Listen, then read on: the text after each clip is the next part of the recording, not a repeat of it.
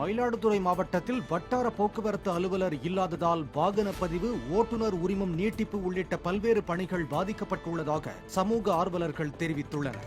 கடந்த 6 மாத காலமாகவே தஞ்சை மற்றும் கும்பகோணம் வட்டார போக்குவரத்து அலுவலர்கள் பகுதி நேரமாக மயிலாடுதுறை வந்து பணிபுரிந்ததாகவும் தற்போது அவர்களும் ஓய்வு பெற்றுவிட்ட நிலையில் பணிகள் முடங்கியுள்ளதாகவும் அவர்கள் கூறியுள்ளனர். உடனடியாக தமிழக அரசு மிக முக்கியமான இந்த பொறுப்பிற்கு ஆர்டிஓ நியமிக்கப்பட வேண்டும் என்ற கொள்கை முடிவை எடுக்க வேண்டும், அல்லது தற்போது இருக்கின்ற வட்டார போக்குவரத்து ஆய்வாளர்களிடம் இந்த பணிக்கான கையெழுத்திடுகின்ற ஒரு பொறுப்பினை வழங்க வேண்டும். அப்பொழுதுதான் பொதுமக்கள், குறிப்பாக வாகன ஓட்டிகள், இருசக்கர வாகனமாக இருக்கலாம், புதிய 4 சக்கரங்கள் வாகனங்கள் வாங்குகின்ற அத்தனைக்கும் இவர்கள் உடனடியாக சான்று வழங்க முடியும்.